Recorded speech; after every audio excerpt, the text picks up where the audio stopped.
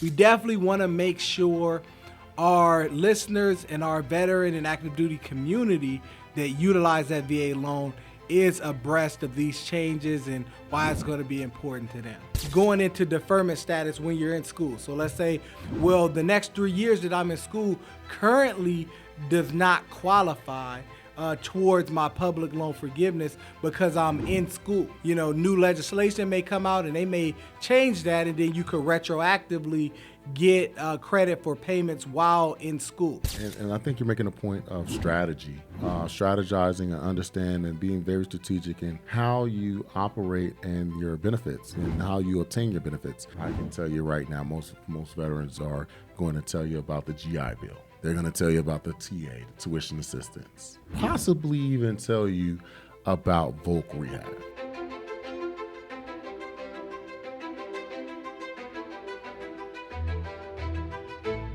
Hello and welcome to the Prepare to Compete podcast, where we talk all things VA benefits, real estate, entrepreneurship, and more.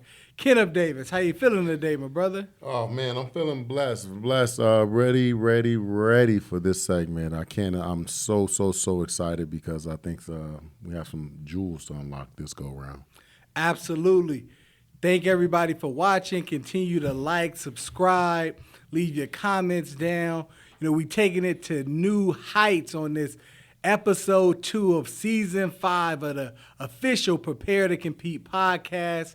We're here and we're giving you guys some more visuals, right? So, you know, we really want to make this really engaging and educational. So we have some slides that actually go over a lot of the talking points that we'll be discussing tonight for each topic. So very, very excited about that. We're going to be covering quite a few things here. So on this first segment, we're going to be covering public service loan forgiveness. We're going to be talking real estate, and then we have 2 very special segments for you regarding SMC, special monthly compensation. And you have to tune in all the way to the end to get the good information there, because we're going to be talking about some different letters of the alphabet within that SMC that's going to be really important for you. So I know Kenneth is really excited about that. Oh, no, what I am excited for, a little bit more excited for is because, again, we talk about VA benefits all the time. And again, you listen, I'm a huge proponent, huge educator, huge advocator for veterans and their benefits. But this public loan forgiveness program, you guys, tune in. You will be doing yourself a disservice by not tuning in. With no further ado, let's get into the public service forgiveness program and how active duty members and veterans are actually impacted by this program.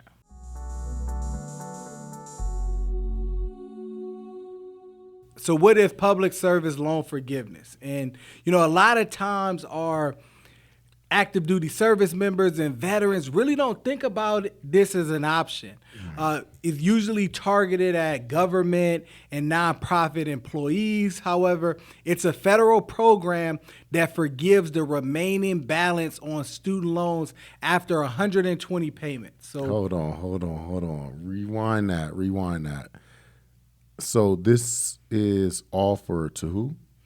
It is offered to government employees. It is offered to certain nonprofits, pretty much all nonprofit employees, offered to active duty military, and also, of course, veterans can take advantage of it as well if they've taken out some of those loans during their active duty service time, because their active duty service time is going to count towards the public service loan forgiveness. So it's a phenomenal aspect of things, right? Okay. And when you really think about it, when you're getting into the service, E1, E2, E3, you're going to school during those times, right? And, you know, as Kenneth was talking about in one of the other episodes, you're not getting the proper wages during that time, right? The wages are low. You're not making a lot of money. And yeah, they're paying for your schooling, but they're not paying for your other auxiliary expenses. You can take out student loans during that time to cover those expenses. Man, and that's a really, really good point, because TA only covers, TA tuition assistance covers a lot of times. It's going to cover your tuition, right? But there's also a gap for E1 to E3, with consideration, obviously, DOD and military, they're considering offering BH for those personnel now, personnel without, obviously family and so on and so forth. But that's a whole nother conversation. But this public loan forgiveness can actually supplement some of the expenses that it's going to cost you, because it's getting pretty expensive out here. So having this option to forgive all your loans, student loans, federal student loans, correct? Which I'll let you get into it. Didn't mean to interject. I just wanted to make sure that, frankly, we understood who was it for. Absolutely. Understanding who it's for is definitely important.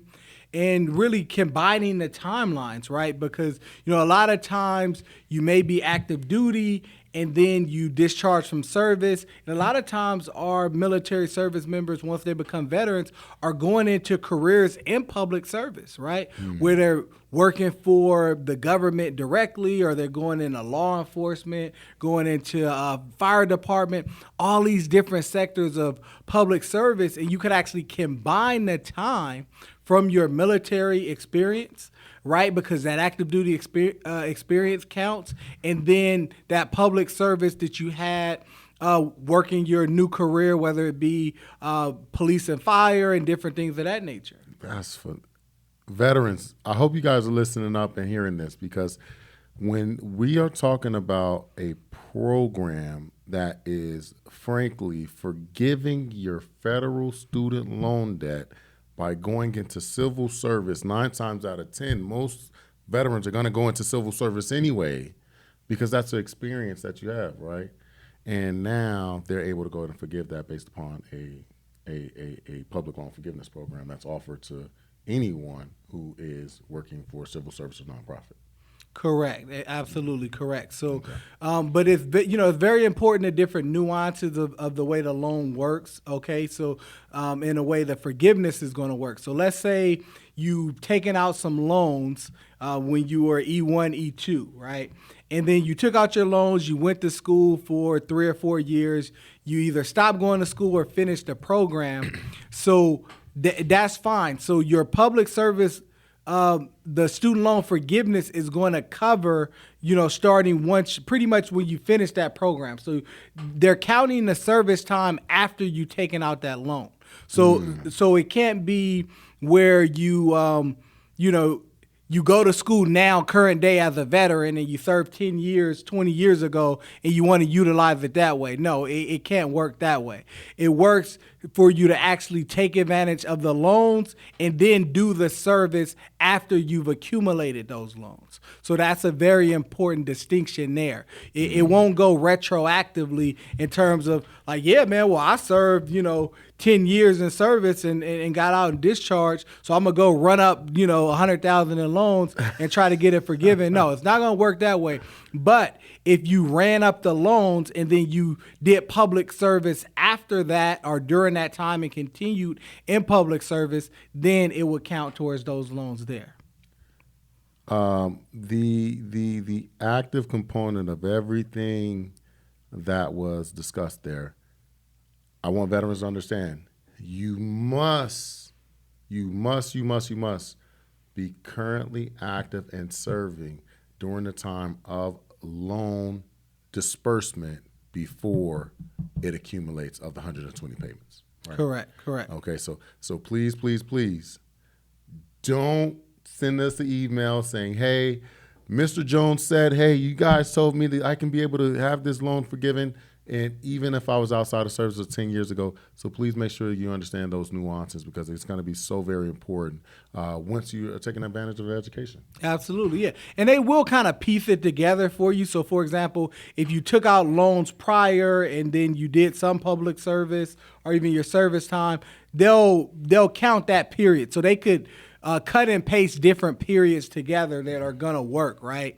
Because a lot of times you may not do 10 years of active duty service time. Maybe you only did your enlistment period of 4 years or 6 years, and then you stopped for a period of time, and then 5-10 years later you became law enforcement, and then now you qualified again and you finished that additional 4 to 6 years, and then now those loans that you took out those years ago can be forgiven. So this is really, really a great thing, especially again for our younger service members who are embarking on their career, because from me kind of understanding it, right, those are the individuals that are going to school. They don't have a family just yet. They're getting involved in their military, and they want to, take advantage and maximize, and they're also making those lower wages. So, hey, go ahead and take advantage of it, especially if you're looking to make a career out of military service, right? Because now you can plan for it to say, hey, I'm going to be in the military the next 20 years. I could comfortably take out these loans to help support myself over the next 4 to 5 years of this program, and I know my service time is going to count to actually pay back those loans, and I don't have to actually make those payments. And I think also you make a great point there, and I think you're making a point of strategy. Strategizing and understand and being very strategic in how you operate and your benefits and how you obtain your benefits. This is a huge benefit that I can tell you right now, most veterans are going to tell you about the GI Bill, right? They're going to tell you about the TA, the tuition assistance. They're going to even possibly even tell you about Volk Rehab. You're only going to get public loan forgiveness right here on the Prepare to Compete podcast, right? Absolutely, and, absolutely. Yeah, and I think right here, making a strategy to make sure that your success is in place. And again, this is deliverance. We're delivering this information for you guys and making sure that you are putting the right benefits in place for your success. So as Mr. Jones stated, you have to understand that being able to strategize this forgiveness program over the next allotted amount of time that you're going to be able to be in the military, 10, 15, 20 years. Everyone knows after that second enlistment, it's decision-making time, right? It's decision-making time because for Navy personnel, right? The first and second enlistment, that is the deciding mechanism. You're either going to do the full 20 or you're getting out. Because after 8 years, it's pretty much let's go ahead and wrap this up and take it the long haul. So, but with that being said, I just want to make sure that everyone understands that strategy is very important. Yeah, absolutely. Yeah, strategy is definitely very important, especially when we're talking about how to qualify and different things. And there's some other strategies and nuances that got to go to the exclusive content to get that information. I don't even know if I want to give it in there just yet. We may have to do a one-on-one consultation because there's certain rules and there's certain strategies here that are very nuanced. And frankly, I don't want to explain it too much here and then you do it incorrectly, right? So it's more of a one-on-one consultation. But definitely, if you feel like you did your service time and you did 6 years and maybe you work for another employer, whether it's like on the screen, nonprofit or another government agency for 2 years, and you're right on the cusp of receiving that forgiveness, go ahead, reach out to us. We can tell you about some other strategies that would allow you to get the full 10 years of eligibility, but also there's some other strategies that actually they're trying to process that we'll talk about a little bit later here to make it even easier for active duty service members to get this documentation to prove it, right? Because, a lot of times they make it hard for the nonprofit and government employees. You have to constantly recertify to prove your, eligibility for that as far as work-related documents, DD-214s, different things of that nature. But they're working on some ways to make that easier, so we'll definitely go into that. I know one of the eligibility things that Kenneth was alluding to was that what type of loans qualify, which is very important to understand that. So, your direct loans qualify for this, okay? So when you're talking about direct loans, you're talking about the Stanford loans, whether it's subsidized or unsubsidized. You're talking about those. And you're also talking about the plus loans as well, okay? The plus loans, whether it be the student plus loan, the graduate plus loans, different things like that. In some instances, the Parent Plus loans can qualify as well. So those are all the different loans. But you have to understand, if you are a parent, right, then and you're a service member, then that's a little bit different. But because that loan, the Parent Plus loan is attached to the parent, right? So if you are the active duty member or the veteran and you are taking out a Parent Plus loan, then you could potentially utilize this to get your child's loan forgiven, because it's technically your loan because you took it out and it's under your criteria, right? So but those things get very nuanced with that. And hopefully, if you're listening to our podcast, you wouldn't have to take out any loans for your children, because we went and helped you get 100% service connection, and they're using those Chapter 35 benefits, and they're receiving a lot of eligibility and paying for their school with that. However, might need an extra little loan there, right, too. So, but we'll talk about that. But typically the plus loan is going to be something where you've exhausted those normal Stanford loans anyway. So typically if you're using your tuition assistance and different things to pay for your actual tuition, you just need the Stanford loans, and you hopefully don't have to get into taking out those plus loans, right? A lot of times, if you're doing it right and you're following our strategies, and always reach out to us, we would love to help you with these things. Oh, most definitely, most definitely. This is what we're here for. We're here to serve. Each and every day we come to this station to make sure that we're delivering the highest level of education of benefit information to you veterans and, again, whoever else is watching. But I will tell you this, now you guys really want to listen into this because, a lot of times as being a military member, active duty member, military, there's so many things that's happening on with the world. And sometimes leadership or the direct commands may not allow you to use your TA benefits, right? Because they need you here. They don't. Again, they can't afford to have you going to class at 2 p.m. in the afternoon, because they need you here working, and so we can have a command readiness. Right. So now you don't have the availability to be able to go to class based upon your TA or your tuition assistance not being approved. Well, this is a secondary way to be able to still be able to take the course, to be able to get it paid for. And also, I'm not going to say without permission, but you choose to delve in that conversation as you like. We never want to be putting anyone in harm's way, but please make sure you utilize this information wisely. But I really want to, with all this information that you're covering and you're diving into, I really want the people to understand some of your background, because workforce development and educational components are getting kids through college, or even adults through college, in a pathway of the most success. You've done that for many years, right? Absolutely, yeah. Worked in higher education for about 20 years, recently retired from that realm. So, very proud of that. And yeah, so there's something I've really been committed to.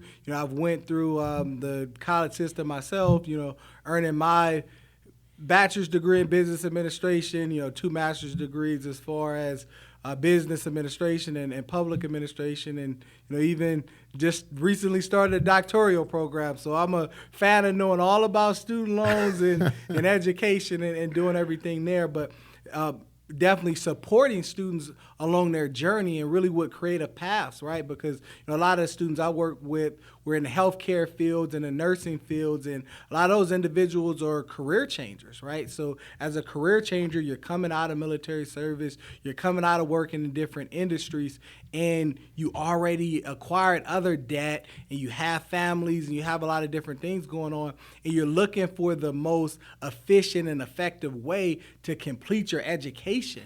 So it's very important that I was able to deliver the information to those individuals at a very high level and create that plan for them, because it's very nuanced to their experience and it's very important. They may be coming back for an associate's in nursing program, but they had a master's in business already because they're trying to recertify to another career, and receiving financial aid and things becomes a little bit more difficult when you already have a higher degree and a career changer. So, there's a pathway for everyone. And I just wanted you to touch on that because I know Mr. Jones is a little modest here, but you're talking to a subject matter expert, you guys. Okay, when we're talking about creating strategies and plans for your success, we're always going to be coming from a subject matter expert standpoint. We're never coming from I'm not going to tell you how to put some plumbing together because I'm not a plumber. Okay, but what I am is I'm an advocate for veterans.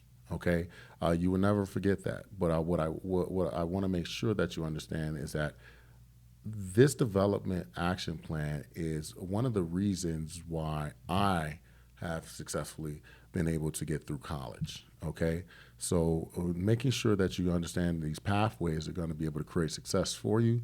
So listen to the subject matter expert here. Absolutely, man. Thank you for that. Definitely. So, yeah, listen to the subject matter expert, man, and let's get it going in here, and really understanding the military service and how the public service loan forgiveness program works, right? So there's some new legislation, as I was talking about, that's been proposed to try to make it easier for our service members to qualify. So what they're proposing, and they've been doing this since 2023, so as we know from the VA benefit side, you know how that goes, but they've been proposing a bill so that service members don't have to recertify every single year, okay? So currently, if you work for a nonprofit, you work for a government agency, every year you have to recertify that you still work for that agency to still receive your credits for public service loan forgiveness. Well, in the military, you're active duty, you're on a contract. So it's not changing as much as a regular employee would. So as long as you're still enlisted, they are proposing that information is automatically shared.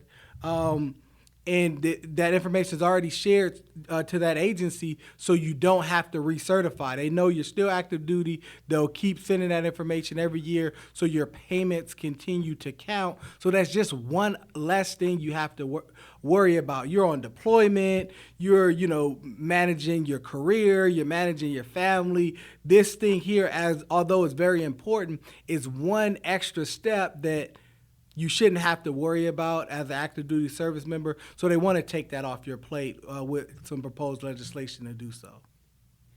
So it sounds like they're proposing the DOD to talk to another agency. Yeah, that's what they're doing. That's what they're doing. Man, we love the DOD so much, but interagency communication is always a challenge, right? Yeah, definitely. It's a challenge. I mean, you have some high-level people, on both sides of the aisle as far as Republican and Democrat support this legislation. They're calling it the Ensuring Military Access to Higher Education Benefits Act.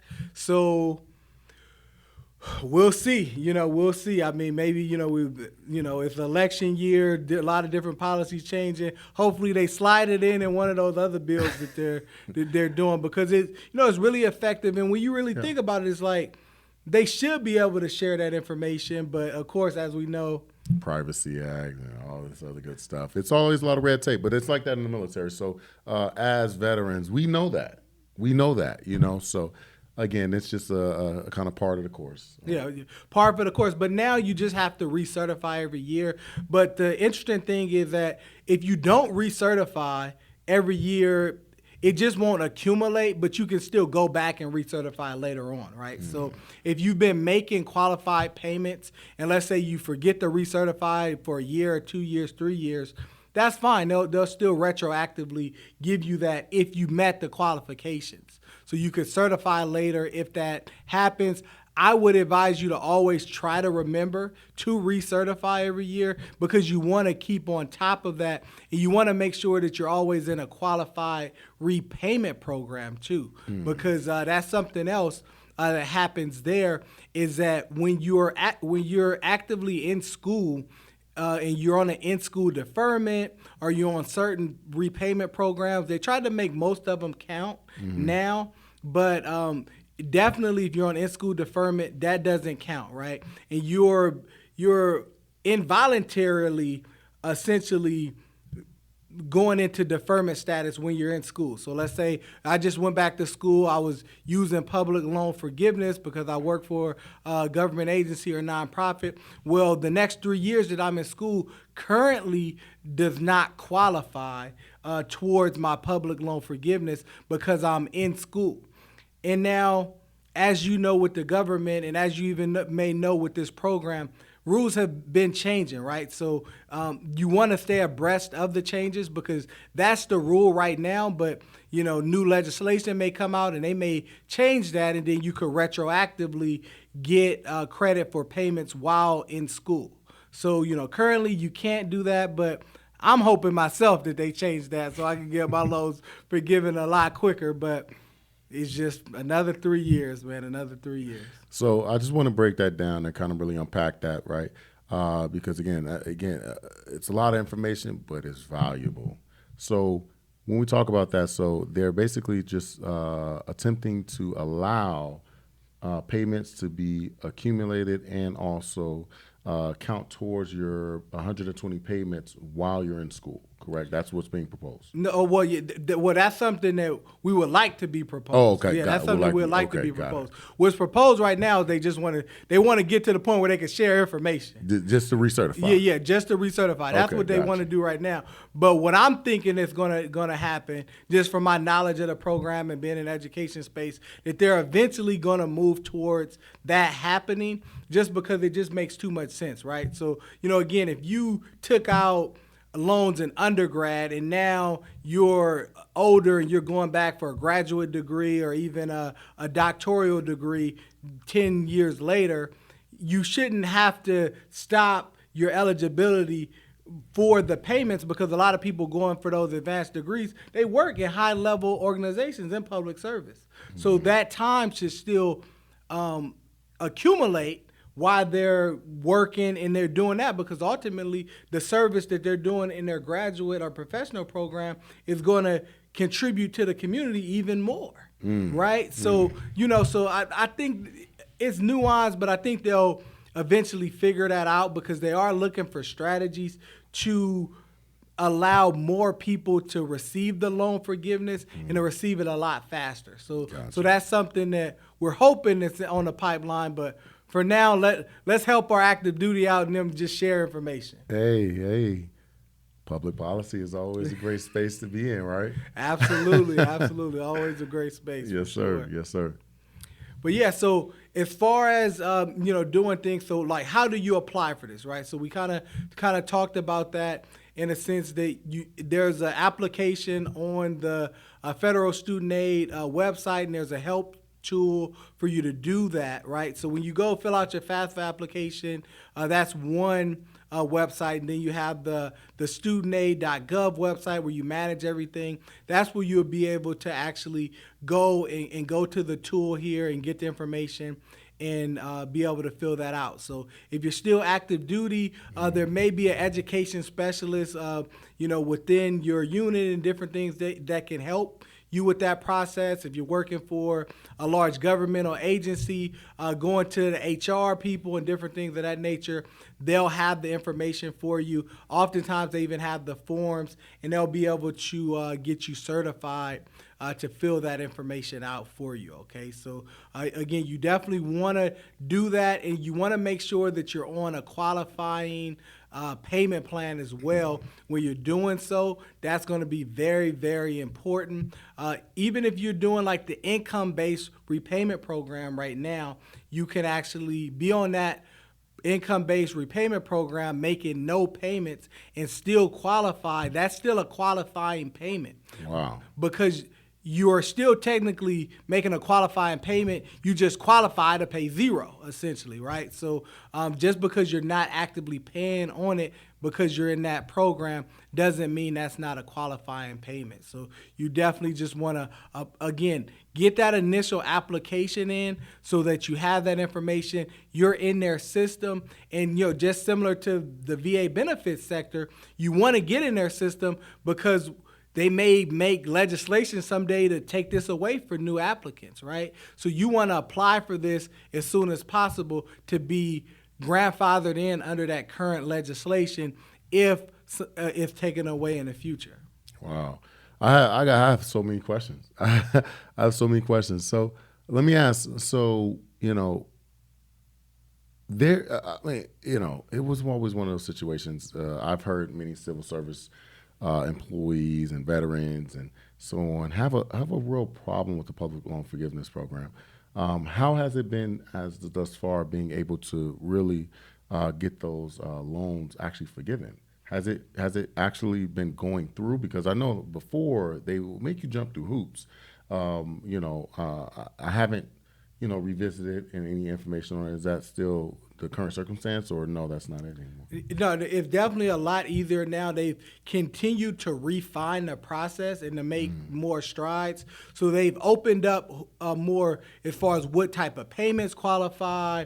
They've also streamlined the loan servicers as well. So, everybody that's on this program has a certain loan servicer that's abreast of everything that's going on with this particular program, because dealing with the multiple loan servicers caused a lot of problems. Being in certain repayment programs, some loan servicers had certain programs, others did not. So the tracking early on was very, very difficult. But now, if you're enrolled in this program, everyone has the same loan servicer. They keep changing the name of the one, so I won't even tell you what it's called, but just know they streamlined it where they'll move everybody to the same loan servicer because there's only one that controls people enrolled in this program now. True indeed. I've had multiple conversations with veterans, and I got some real interesting standpoints on it, and they pretty much were saying, Nelnet, count your days.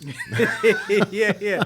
Nelnet definitely counted their days. They came and went. Nelnet came and went. I'm sure they're still doing some wonderful things for everybody else. No, but, true indeed. But for this program, it wasn't working. It wasn't working. So another question. So say for instance, if let's say I'm a civil service employee, and just really just making it as I'm trying to really get up in the ranks in government with government employment, right? And with that, what happens is that I'm at the bottom of the totem pole. And I have to defer my payments because I went to school, but I didn't get in the federal government at a decent level to be able to afford to pay my student loans and also be able to afford, life. Right. Is that something that they still count as a deferred payments? Will they count that towards your 120 payments because you can only defer about so many times or so many years? Is that something that's counted, or it isn't?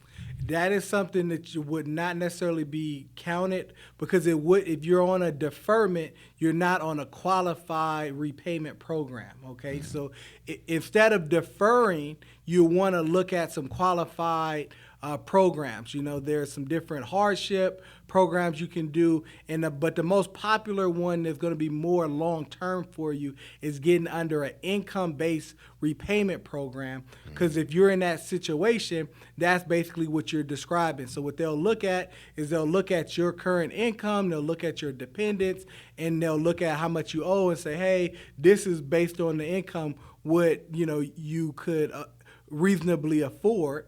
And chances are a lot of times that number could actually be as low as zero.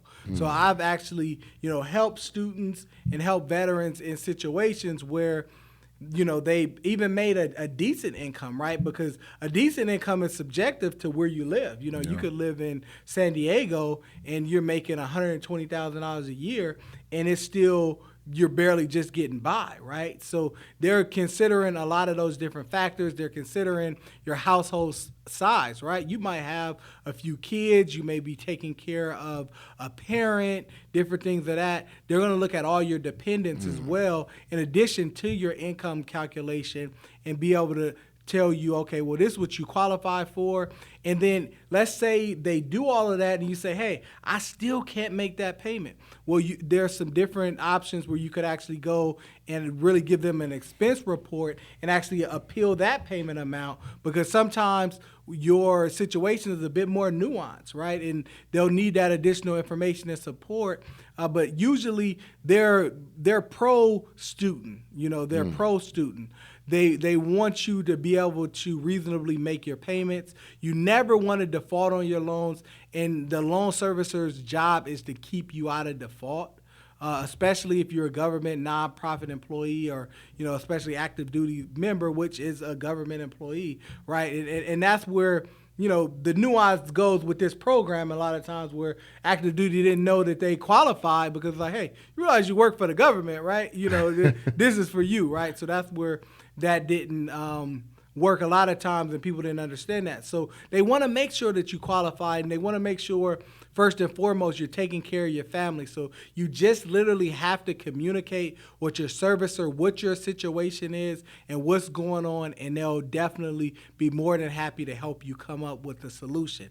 It's the times where you don't communicate and you feel like you're getting over on not making the payments, and you go into default and they see you the collections and so many things. You don't want that to happen. We don't want that to happen to you. So just communicate. No, true indeed, true indeed. I mean, over communication, service members, again, it's a key pillar of mission readiness and operational readiness, right? Over communicate, don't over assume, over communicate.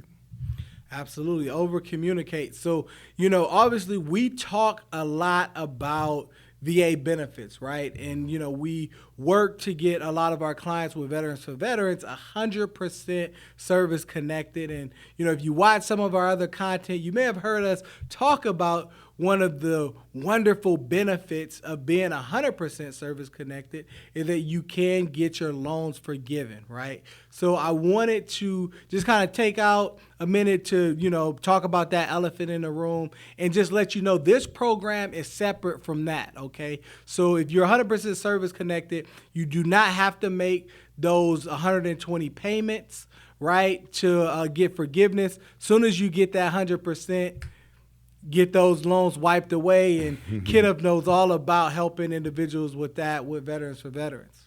Veterans, give us a call. We can talk a little bit more about it. Where if you want to really get your maximized benefits, we're going to kind of sit here and try to navigate you through that process, and give you the key differences between what the public loan forgiveness program and also 100% disability loan forgiveness option as well. Which again, it is not. Sometimes we can talk. Just give us a call. Absolutely. But definitely wanted you to know those are two different programs and two different things. To qualify for the public service loan forgiveness, it has nothing to do with your service connection status. It has everything to do with your work status, okay? That's what that program is about. Two different programs. You have all the information that you need on the screen here, so definitely watching on your phone, go ahead and screenshot that. Or if you are in our community, and some of this you only actually be able to watch the full video on the community. But if you're listening on a podcast platform, we have this available for you as a video on YouTube, where we're just talking this segment. Or you join our community, you can get the full uncut version of all of our content here, because a lot of times we're going to be cutting some things out of the regular public forums, and you have to be a member of the community, man. We want to have you there. Currently, it is free. Why not? Go ahead and join us. I mean, it's just so many exclusive benefits of being in the community. I can tell you one is, as a veteran, sometimes you just miss the camaraderie of other veterans, That's a real big benefit of our community here, the veterans community. When we're talking about other benefits, look at the screen.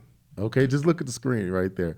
A lot of that information is going to be, again, provided to you guys, but it's not only going to be provided to you guys in a format that is over complex. It's going to be broken down in small bite-sized pieces, so it's digestible and executable. That's what it's about. We want you to execute. If we cannot provide execution amongst this, guess what?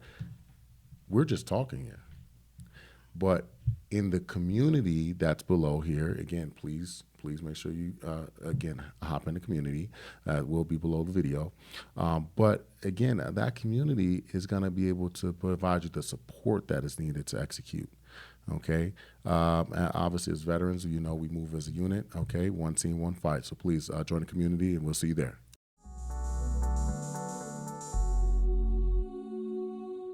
All right, so we kind of gave some examples of this earlier, but definitely wanted to kind of put one on the screen and kind of talk to you more about who would this program benefit. Okay, so we want to talk about that. So let's say, for example, again, we use the example of Navy personnel took out loans early in their career, and they did their whole 20 years. Right, they did their whole 20 years of service. Great work. We know a lot of men and women that served honorably for 20 years, and they did their schooling the first, 5, 6, even 7 years, because sometimes you're in the service, it's going to take you a little bit longer to get it done, right? It's going to take you a little bit longer to get it done. However, at year 7, they finished that program, they stopped going to school, they accumulated, let's say, $110,000 in loans. Well, they worked for another 13 years of active duty service, right?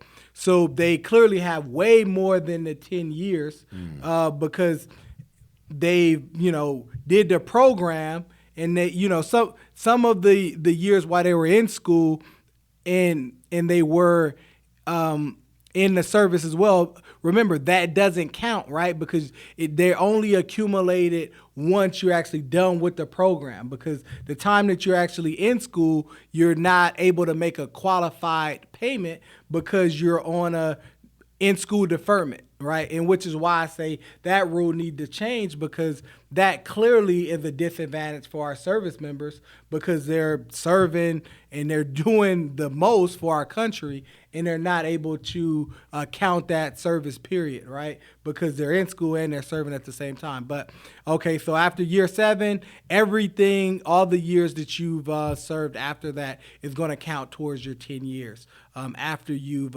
finished that schooling over that 7-year period of time that it may have taken you to finish those degrees. So now you're done. You got out of service, and not only that, you getting out of service after that 20 years. Hopefully, we're getting you service connected. You're going to get your retirement, and you're coming out with zero debt for your student loans, and you're able to hopefully go into another career if you decide to. So that's one example of an individual. However, again, everybody's nuanced, right? It might be another person that went to school while they were in service. They did, their 4 years of school time. Maybe they finished, maybe they didn't.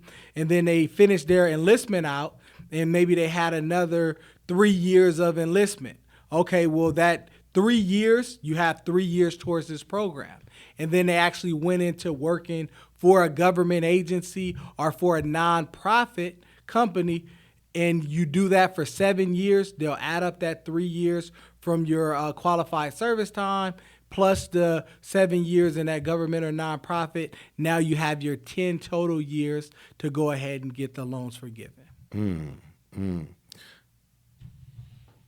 Quick question. So I'm a veteran. 10 years. I'm going to school. Been going to school since my 7th year. Graduating on year 13, or let's say year 11. Now, you're saying, so I want to make sure we understand what a qualified payment is. So now payments that are rendered and dispersed to the public loan forgiveness or the federal government or again, your student loan servicer. Loan servicer. Now, that's when the payments qualify. That's when the payments qualify, right? And then, and again, as you kind of get into for a service member is going to be very nuanced, right? Because it took you 7 years because you were going and stopping and starting and stopping, right? So you were in school, then you stopped for a year. And then you went back, and then you stopped for another 6 months. Well, some of those gaps where you were enrolled in a qualifying repayment program will count. We can put together those different ones as well. So I'll just kind of give you a clean example. But of course, as we know, it's going to be a lot of nuance with our service members here. And typically, that's how it's going to go, right? We're in school for 2 years. You stop for a year, maybe even 2, maybe even 3. Well, but you were in the service, right? So that 3 years that you stopped can go towards repaying the loans that you accumulated during those first 2 years. Okay? But if you take out new loans, so this is very important. You take out new loans, the 10-year clock for those new loans are going to be different from that first period of schooling, right? Gotcha. Because you have to, again, go to school, then do the service time. So in that case, you went to school, you did some service time, went back to school, did some more service time. So they're not going to give you the new service time is only going to, the new service time is going to count for all of the previous loans, but it's not going to count towards those new loans that you took out because that previous 3 years of service time, you didn't have those loans already. So, for example, in my situation, right, let's say I have a bunch of loans out. Now I'm going back to school for my doctoral program, but I was 8 years into being loan forgiveness. Well, if I take out new loans, those loans restart another 10-year clock, okay? So now and this is where it makes it very, very nuanced because now I'm in in-school deferment status. So even if I was working for a qualified government agency based on the current regulations, which why I hope it changes, the next 3 years while I'm in this doctoral program, working for a qualified agency still doesn't count based on the current regulations. Again, that's why I hope they change it. Because it's not going to count towards that. And then the new loans if I were to take any out, new clock for those loans. Yeah. And again, I've seen it before where even, let's say, even the regular direct staffer loan, right, Stanford loan, that it has each time you took out the loans. And it can actually have the clock there as well, right?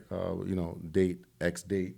You obviously X date will have the amount of times or how many payments that you made on the statements. So that's tough. That's right. Tough. Yeah, that's tough. And that's why it's great to recertify every year because if you recertify, what they add to that clock of the loans is how many payments that you have, the eligible payments. So you're not guessing and you're not going the next 3 years assuming that you have 36 new payments coming up. No, you're seeing that every year, or if you're recertifying often, you're seeing that every time it goes up, it's going to change. It's going to tell you, okay, now you got 82 payments left. Now you got 81, 80, and it's going to keep calculating that for you as long as you recertify that time. So, I would almost look at it in terms of you, especially if you work for a government agency, when every time you have to, if there's open enrollment, there's open enrollment for healthcare and everything else like that, go ahead and bug HR to recertify during that time. So you make sure that your payments are up to date in doing that. And also, we are in, new times here where we just had, things going on with COVID a few years ago. And there's a lot of different things going on with the economy where they might put you in a forbearance program or something that wouldn't qualify, right? So you always want to continue to look at your statements as well to make sure there's no changes going on and they put you in a new program or you have to recertify in the program that you were in and now you're not in a status that counts towards those payments. So you constantly want to pay attention to all of that information. You constantly want to talk to your HR professionals to make sure everything is going to correlate accordingly. No, that makes so much sense. Again, veterans, listen, it's all about strategy. It's all about strategy. Make sure that you're putting the right strategic process in regards to what you're going to deploy and execute.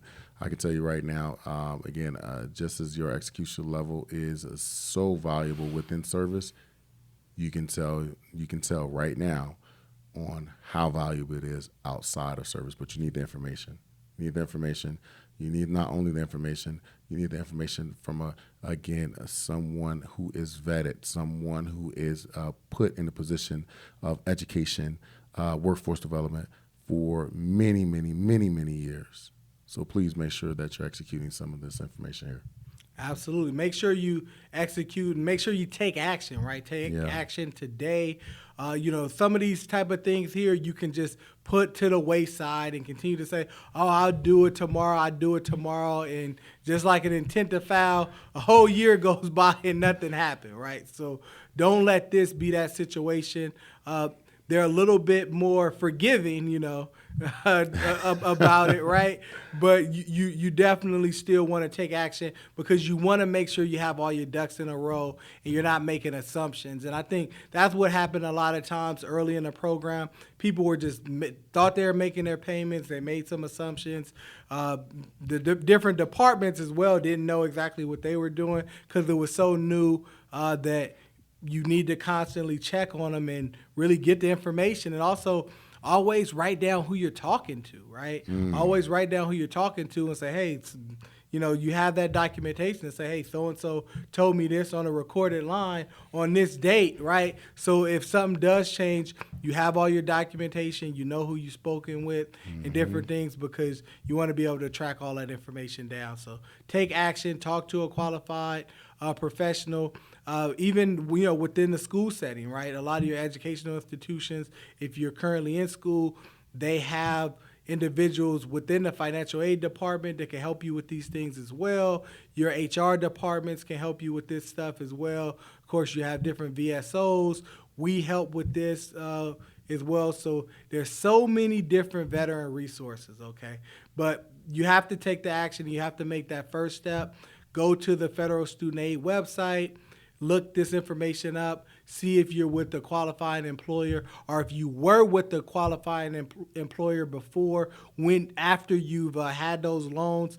And it could be 5-10 years ago, right? And you can still go, and it makes it a little bit more difficult to chase down, that HR team, is not in place anymore, but the new person will still probably talk to you. They may take a little bit longer to get back to you, but they'll still help you even if it was a previous employer. But that's why you always want to continue to recertify every year so you don't have to be chasing down an employer that you no longer work for because may have been a messy breakup with your job, right? But ultimately, they still have to help you. But yeah, definitely apply on the website. And then if you want more information from us, like Kenneth said, we're definitely here to help you. VetsForVetsConsulting.com. Book an appointment with us. We'd love to help you not only just with your service benefits, but also with this as well because newsflash, this is part of your service benefits package, okay? Getting a loan forgiveness, your education benefits, all of these things are very nuanced and part of your benefits package. And we are a fully functioning organization to help you with all of your benefits. And we don't stop with this one. This is a part of what we assist with as well. Fantastic. I mean, just amazing, amazing, amazing information. Listen, it astounds me on how many benefits are out there for veterans. And unfortunately, most aren't, utilizing it, know how to utilize it, or access the benefits, or simply not taking action. Take the action today. Take the action today. If you receive anything from this presentation, take action as the subject matter expert has really delivered a value. If you have took the time to get to this portion of the content, this is the time to take action now. Don't wait 10 years from now. Don't wait 5 years from now. Don't even wait 10 minutes. Pick up the phone and take action now because it could be another 5, 10, 15 years before you access your benefits. If you want to learn everything about student loan forgiveness for veterans and for active duty service members, you have to go be a member of our community to tune in to the full version of this video. We're going to give you some clips here, right? But this was not the full version, right? So you want to be listening to this on YouTube on the audio only to get a full version, and I may not even give it to you there anymore, right? I think just then it's not going to be there. It's only going to be in the community for this full version because we put together this presentation, and frankly, you need the visuals, right? Yeah. You're going to need the visuals for that. So full version of this presentation available in our community, but if you want to see the highlights, tune in here on YouTube, the highlights of the Public Service Loan Forgiveness Program. We're here for you. Prepare to compete. We out. Peace. Real estate is changing. 2025, we're coming into a whole new world because of some new legislation that passed in 2024 regarding the buyer broker fees. So today we're going to be discussing how these fees impact the VA loan and our veterans, active duty members, and their families that utilize those loans. So stay tuned while we get right into it.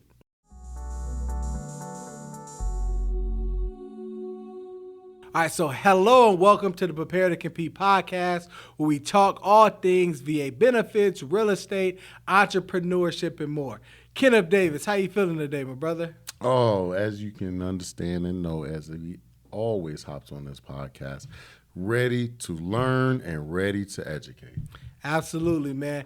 I'm glad we're here to learn and educate. We have this wonderful, important topic regarding changes, not necessarily with the VA loan, but how these changes with real estate actually impacts the VA loan. So we definitely want to make sure our listeners and our veteran and active duty community that utilize that VA loan is abreast of these changes and why it's going to be important to them. When I tell you I'm excited, and let me tell you one of the reasons I'm excited. One, I know a lot of people that deal with VA loans, and I can almost assure that they need to be watching this. Okay, but two, I'm a veteran myself. I need to know and understand the ins and outs of the VA home loan benefit, because guess what? My entitlement to my benefit, we're going to be using here. So we're going to be using it here soon. So this is real life case study. Definitely. Let's get into it, man. Yeah, and so, a lot of times we don't ever want to make assumptions about what the people know, right? So we want to start here from a basic level of just talking about what is the VA home loan program and from a basic sense of kind of introducing you to that. So obviously the VA loan is a program that helps veterans, active duty service members, and surviving spouses purchase homes. You're able to do so with no down payment and no private mortgage insurance, okay? Which is a huge benefit to those individuals that qualify, because the private mortgage payment alone is a barrier in qualifying, because that could add hundreds of dollars to your payment. And of course, having a down payment of thousands of dollars definitely is a barrier as well. So the VA loan eliminates those barriers for qualifying individuals for this loan product here. And when we're talking about the VA loan, I always want to make sure that veterans and active duty members repeat, this is qualifying for you, active duty, veteran, surviving spouse. You just said it in the first bullet point. Make sure you understand and make sure you take advantage. You guys, this is one of the most powerful mortgage tools on the market. Don't let it pass you by. Absolutely. And there are some different things that are changing in real estate in general that's impacting the qualifications and how you're able to utilize that loan program. So now when we're talking about the buyer broker fees, okay, so there was a big lawsuit, and I know we talked about it in a prior video, and it was a very nuanced of what was going to happen, right? With a lot of new things that actually just started in August of 2024 in regards to it. So, basically sellers had a lawsuit, property sellers of, it was a transparency issue of like, hey, who is paying the commissions for the seller's agent, the person selling the property, and the buyer's agent, the person buying the property. For whatever reason, the sellers assume that they were only paying the commission for their hired agent. They didn't realize that they were paying the commissions for the agent that was representing the buyer of their home. So that led to a lawsuit, which led to new legislation that now all of these fees need to be disclosed, and more so now they need to be split up so everybody pays their own way. Okay, so the seller's agent is paid by the seller of that property, and the buyer's agent is paid by the person that hired them, the buyer of that property. So if Kenneth is going to look for a home, he hires me as his real estate agent, which I hope he would. He's going to pay me my commission. We're going to negotiate that commission, and it's not going to be a fixed amount that the listing agent of a property already predetermined. Me and Kenneth is going to have our own conversation about what compensation that I would like from him. Now, I could be nice and say, hey, I'm going to go ahead and not charge you, right? But chances are I'm not going to do that because I still need to feed my family. And ultimately, Kenneth wants me to do quality work. So somebody has to pay for that quality work. And based on these new changes, it should be him, is what they say. So let me understand this a bit. So I'm purchasing a home. Hire buyer's agent. Boom, you're hired. Now, are you saying that? And again, let's be if we can. I want to be very transparent and blunt here. So, as a veteran, how is this affecting me at all? It's affecting you because you planned on buying a house with no down payment, and you planned on asking the seller to pay your closing costs. Well, we'll get into it a little bit later and talk about the details of that. If you have to pay me a part of that, where's that money going to come from? Because you had no intention of actually giving any down payment, and the seller was going to pay your closing costs. So you don't have the $15,000 that I'm billing for the transaction. Wow. And, $15,000, frankly, is a lot of money there. Oh, no, true indeed. No, okay, I'll let you continue because I have a lot of questions. Because now if I'm the veteran and this is my VA loan, well, this is going against my entitlement and my entitlement criteria. My entitlement criteria says there's no down payment allotted. And also, again, when we're talking about closing costs can be subjective. Closing costs should be subjective, and now subjectively, this buyer's agent fee is something that's been added to closing costs, right? So what is the new policy? So that's what the new policy is, right? Now, everybody has to pay their own agent. So veterans using the VA loan, however, they can negotiate and actually pay their real estate agent commission, or call it the buyer broker fee, right? So they're able to do that now. So what Kenneth was alluding to is that the VA had a lot of protections to keep junk fees and any sort of fees away from the veteran or from the VA loan borrower. And I always like to say VA loan borrower because I want to overly stress that the person may not be the veteran themselves. It could be a surviving spouse. It could be an active duty member as well, right? So I always try to reemphasize that point.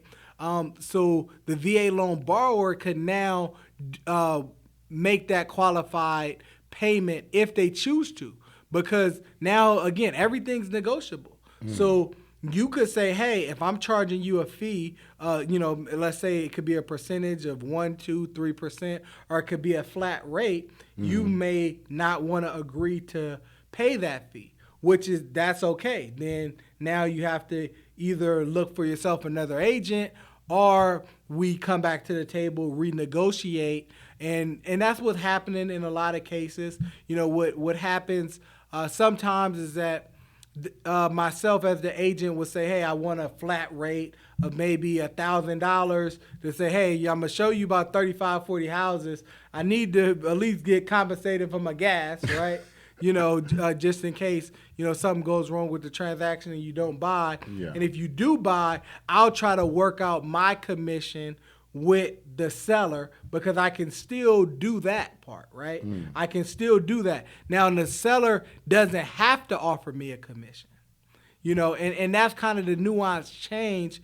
But ultimately, the seller wants buyer agents to bring buyers. They want buyers, and they're going to have to pay a commission a lot of times to get the buyers. To entice the buyers. Yeah, to entice the buyers. So, that's why, frankly, as experienced agents, we don't really see the point of this policy in real practice because right now a lot of the same things are happening. Again, as it kind of goes on longer, it may change, but for the most part, in 80-90% of the transactions, the seller is still agreeing to pay the buyer's broker fee. But now the disclosures are a lot more, and it's a lot more nuanced now. They have to come up with their own agreement when they're listing the contract, that those agreements on who's being paid is not going to be, it's not a co-op anymore. Because what happened before is that it was called a co-op in that it was just one flat number. Let's say, again, we don't do any price fixing ever. So don't ever think that number is a standard number because it's not. A lot of people say, oh, it's 6%, 3 and 3 is split, or, some people say 5% and it's split 2.5, 2.5. Well, it's not that way, but that's how it's always been presented to the seller. It's like, oh, you're paying me 6% to sell your property. Well, they didn't know half of that money was going towards the buyer's agent, right? It's like, oh, I thought I paid you 6%. So then when you really think about that, we just use round numbers here. Let's say that 6% equaled $50,000. So me as the seller, if I'm the seller of a home hiring an agent, I'm thinking I'm paid this person $50,000. But really I paid them $25 because they gave $25 away to the other person that procured a buyer for that property to entice them. So, that's the nuance. And the other part, it was just agents really, doing some kind of despicable things, right? In that where they may have thought like, okay, hey, I realize because I'm educated and you educated me that this $50,000 is being split, but I'm thinking you giving $25 to the other party, but you're really keeping $40,000 and only offering them $10,000, which made it take longer for me to sell my house because the money was all pooled together and you made me think one thing, but in practice you did another, right? So part of this new policy was to kind of clear that up and say, hey, we're going to separate that and we're going to have more transparency. So although I don't completely like it as an agent because it made situations a little bit more convoluted, I do agree with the fact that there needed to be more transparency on who was paying what and how that was facilitated in the transaction. And, to regular buyers, it made people think like, oh, these agents are making a whole lot of money when they not realizing it's like, hey, the broker got to get their cut of that. I got to pay, there's a lot of people need to get paid with that same money. No, true indeed. I guess because again, I think when we're talking about this in fashion, I want everybody to kind of understand that as we're speaking about this, we're speaking about it from 3 standpoints, right? We have the VA home loan entitlement borrower, okay? Then we have also the buyer's agent and we have the seller's agent. So the buyer's agent, and again, correct me if I'm wrong, it looks as though that originally when we came into the transaction of the home buying process as a veteran or VA home loan entitlement user or borrower, there was basically one set flat fee in place, right? And now it's up to us to negotiate, to go ahead and discuss that, versus you and the seller's agent. Correct. Okay. So yeah, correct in a lot of elements there, because the issue is that there was never a conversation regarding any type of payment between the buyer's agent and the buyer, because they always relied on the seller to pay them their commission of whatever they were going to make. So when you hire me as your agent, as a buyer, you get to roll around in my car. I might take you to lunch. I might do all that with the pretense that once we find a house, the owner of that house is going to pay me a commission for bringing you to that property and procuring that deal. So I never talked to you about how much I'm going to make or anything of that nature, because the assumption was always, oh, the seller is going to pay me. Now, could that still be the case? It could be the case, and overwhelmingly it's still the case, but it's not necessarily going to happen. And then that amount is just continuing to be reduced. Again, at one point, it was the standard to get 3% on each side. Then it's 2.5%. Then some you seeing some 2%. So it's continuing to change, and I think this new policy is going to continue to refine how those payments are going to go. Yeah, because it was always a standardized, right? Whatever the percentage was kind of automatically assumed. Yeah, it was automatically assumed. It can't be standard, right? Because that's price fixing. Well, no. I was saying in previous practices, it was a general, because it can be anything. Yeah, it could be any number, but yeah, it was always set. It's like, hey, I can't ask Kenneth, as me representing him as an agent, to pay me any amount, because it's going to be based on what that particular seller is offering. Exactly. Whether that's, they're going to offer me 3%, 2.5%, whatever. I'm not going to, worry about that. But some agents actually, funny enough, they would do, again, things that they shouldn't do, in that they may not show their buyer a house unless it was a 3% commission, which is absolutely, unlawful for them to do that. Yeah. And I mean, obviously it's geared towards their financial gain, and also just gain just in general, being able to sell. So I can see why something like that happens. Yeah, exactly. Yeah. And now, again, if they disclose that to you, it's like, hey, Kenneth, I need to make at least 3% on this commission. If they offering 2.5%, are you going to pay me the additional 0.5%? And now if you agree to that, that's one thing. But if I just decide on my own without having that conversation and having that in writing with you that that was going to be the case, then that's unethical, and that's against the Realtor Code of Ethics for me to do that. Well, and I just want to take it a step back a bit. And I want to come into this as a first-time home buyer, and just so I can understand fully, what am I doing with my agent? So I come in, I get pre-approved, ready to go buy. Now, after being ready to purchase and so on, now I am looking for an agent. Mr. Jones, you're my agent. We like what you've done with a few of our other veteran friends, and we want to be able to, hopefully, be able to obviously purchase as well. Can you do so?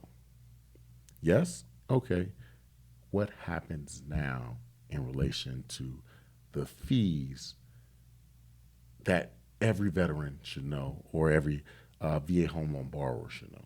Absolutely. So what's going to happen now is that I'm going to want to have to get you into what we call a buyer-broker agreement, which those documents were available before. However, a lot of people didn't use them, right? Because basically what it was used for before is for you to only be able to shop with me, right? So basically, if you're looking for a home, you agree to say, hey, you're hiring me as your agent, and I'm going to help you find a property, and you cannot work with anybody else for whatever period of time we stated, right? So that agreement form has been refined and more detailed to include any type of fees that I'm going to be charging for the transaction. Okay, so that's what's going to be nuanced there. It's going to say, hey, if we find a property that is not offering me a commission, you agree to pay me X amount of dollars. Boom, right there. Me as the VA buyer. Now, where did this money come from? Good question. Good question. Where is it going to come from? So when we'll get to that in here, but the cleanest way is for it to come from your pocket. Okay. Well. Let's figure this out. So now, okay. So as utilizing the VA home loan, there are fees, right? We typically have closing costs. You have taxes. You have even some of the junk fees that these other organizations and lenders charge. We have, again, notary fees. We have all types of fees, credit report fees. So now, is this something that is available to be paid once upon closing of the home within my loan amount that is rendered? Yeah, it could be added towards your closing cost of the home. It can be added towards the closing cost of the home. I think that's one of the most important things for the buyer, because now, let's say if I'm shopping at the top of my loan limit, that's coming into play.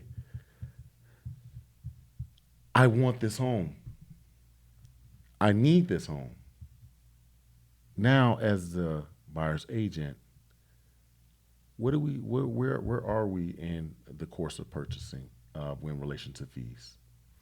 In relation to when this is being brought up, the conversation? Well, not necessarily the conversation, in relation to the fees on how this is going to get paid. I'm at the top of my loan limit. Okay, yeah. If you're at the top of your loan limit, well, because there's two things with that, right? So it's you being at the top of your loan limit, and it's also the house, right? Because let's say you're at the top of your loan limit, that's $500,000, and the house is $500,000. Well, you have an issue here, right? So if added to your closing cost, it would be assumed that in that scenario you would have to pay those additional fees at closing. Because I think what you're referring to is, can you add it to the actual loan, right? Because that would be something that you would be interested in doing. Well, to be able to add it to the loan, not only do you have to have eligibility in terms of your qualification, but the house actually has to appraise for that amount. So then you're subject to worrying about the appraisal, because if you are, whether you're at your top of your budget or not, and the house is $500,000 and it's worth $500,000, and you got to add another $15,000 to it, well, you couldn't get the loan for $515 anyway, because it's not worth $515. Exactly. So that's, I guess, and the only reason I bring this up is because a lot of our veterans, we understand that many of them are first-time home buyers, and going through this process can be very difficult for them already. So now the stress of negotiation of a agent who is, one, phenomenal, but we just can't afford the fees that you're going to charge. Well, if I am a veteran who is intensely wanting to search a property for my family because I spent the last 20 years out to sea moving my family from place to place to place, and I want someone to call home, but now I have to deal with the stress of this market. Could you give us some advice? Absolutely. Definitely want to give you some advice on how to navigate the new market, right? So, you want to try to negotiate with the broker fees, okay? You want to negotiate with your real estate agent so that you avoid those surprises. You want to usually have your real estate professional and your lender really working as a team, right? Because now they're able to look at the nuances of those situations and how it may play out in advance. Can you get it added to your closing costs, which we'll talk a little bit more about? Can we look for some other ways to fund this as far as certain lender credits and different things of that nature, right? So there's a lot of creativity that can happen behind the scenes to get it covered where it's not directly coming out of your pocket, because one interesting part that we're kind of alluding to is that hey, if you're active duty, there's a funding fee, right? Then there's a funding fee. There's a lot of other fees. Your lender is charging you fees. All of these different things are being added to your loan, but a lot of these things don't have to actually go and be looked at as part of like the appraised value of the property and different things of that nature. So once you get creative with the buyer broker fee and negotiating and communicating early, you avoid those surprises and you're able to do more of those nuanced things. So we never want this to be a hindrance for you to purchase a home. So I don't think this is not going to be a hindrance, right? There's so many strategies to deal with still being able to purchase the home that you don't have to worry about it, but you need to be educated that it's there. Just the same way as the other fees don't get in the way of you purchasing a home, this fee won't get in the way either. You just have to be educated. And that is key, right? And I always wanted to make sure we talked about that. I wanted to speak about that because I'll tell you right now, there's so many veterans that may think they can't purchase a home, and this is just another added obstacle that's going to put them in a position where they're not in a position of success and power and owning a home, right? Being able to own a home is just something a little bit more secure than renting, right? So veterans, you can do it. There are opportunities out there. There's down payment assistance programs, right, that you can put on top of your VA home loan product. Okay, there's so many different financial tools that can be able to assist you to get you in the home that you deserve. Don't let this pass you by. Join the community to find additional strategies and additional information, and also, again, our real estate advisor, which again, he has advised many veterans and really a subject matter expert. So we're really excited to continue. Absolutely. And then now we're going to get into kind of some examples of how the home purchase and get into those scenarios that we're talking about, but also the wonderful part of just how this can actually play out in your favor in a lot of ways. Okay, so let's say the VA loan purchaser looking to purchase the home with their VA loan, and they're going to be faced with this fee for the first time. So obviously you want to negotiate the fees, and you want to negotiate all fees. You want to always keep fees to a minimum and really kind of question everything that's going down. You definitely, if you can, maybe avoid not having a down payment. You don't have that PMI. But the seller concession, okay, the seller concession is an avenue where you can utilize covering this fee, okay? So with the VA loan currently, and like it says there, the amount should be raised with this new thing here, right? But they can contribute up to 4% of your loan amount for your closing costs, which now this is a closing cost for you.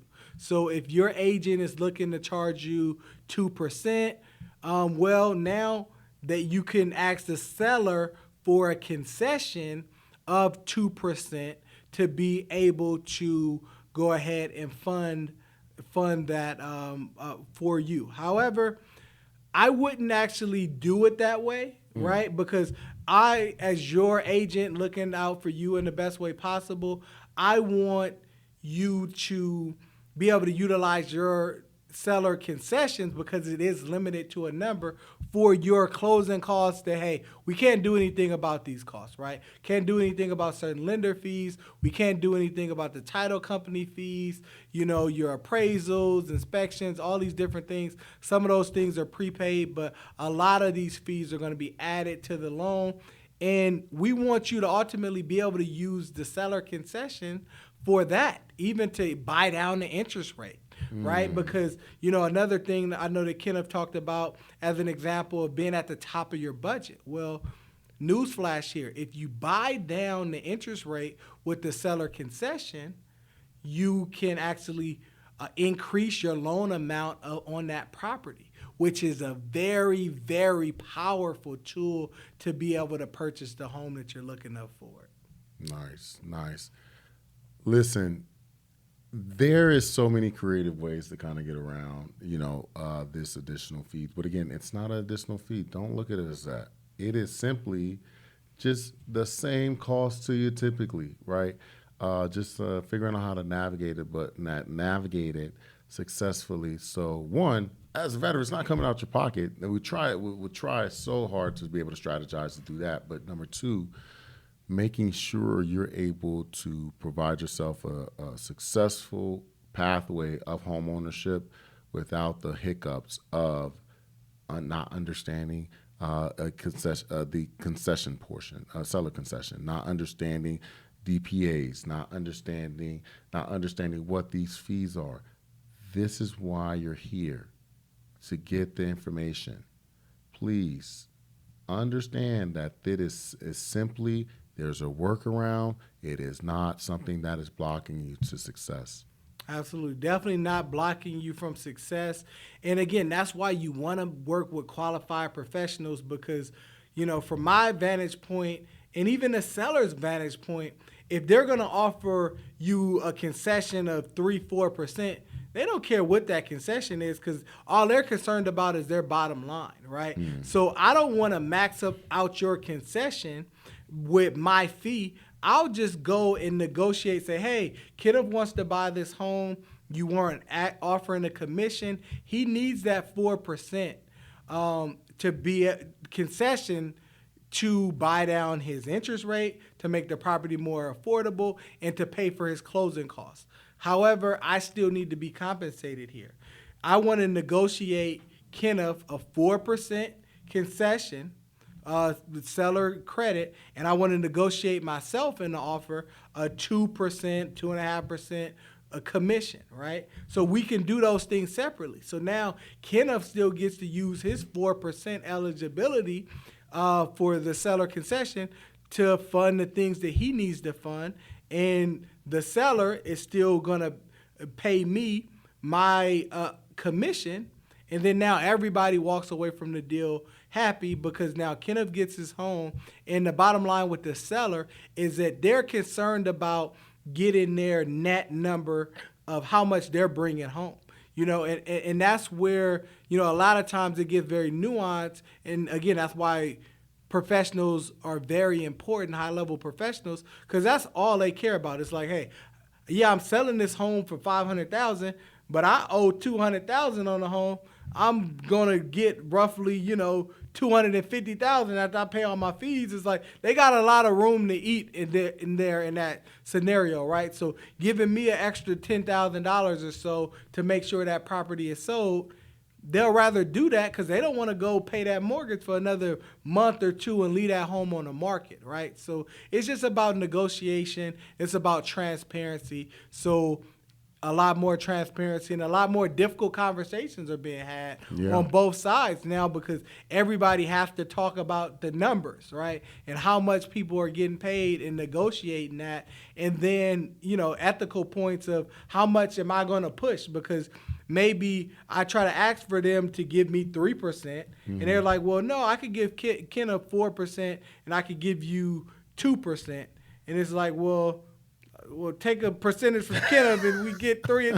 It's like, well, no, that's not in the best interest of my client, so I shouldn't be doing that. But now that's going to be transparent in that, right? Because now we have to write the offer in that way. I wrote an offer that said 4% seller concession and 3% for me, and they countered and said 4% for Kenneth and 2% for me.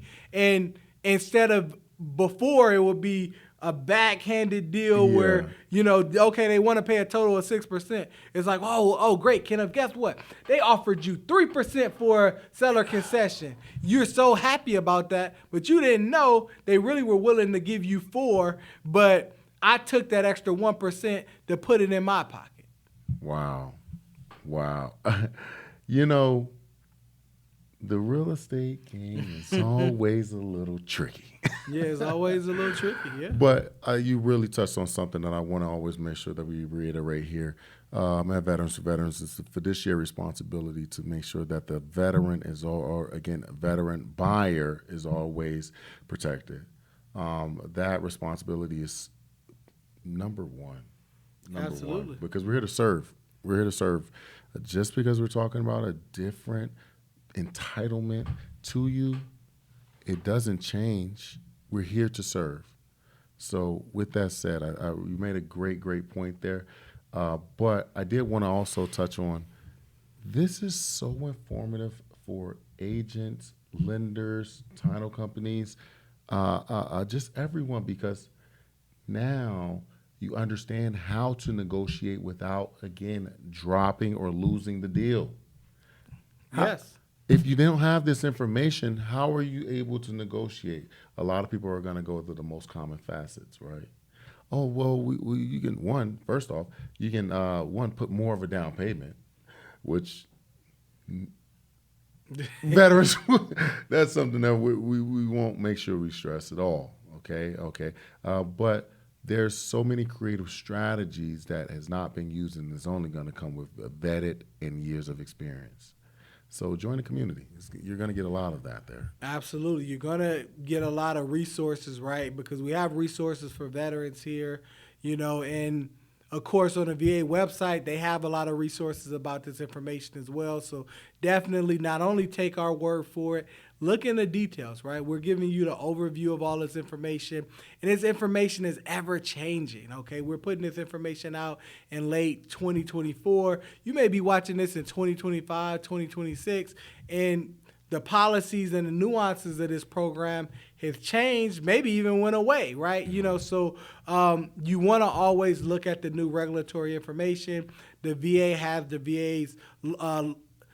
has their information on their website regarding the loan guarantee service. So check that information out. It's going to have the different details regarding what you need to do for these programs. Again, we cannot stress enough, reach out to experienced real estate agents who specialize in VA loans, okay?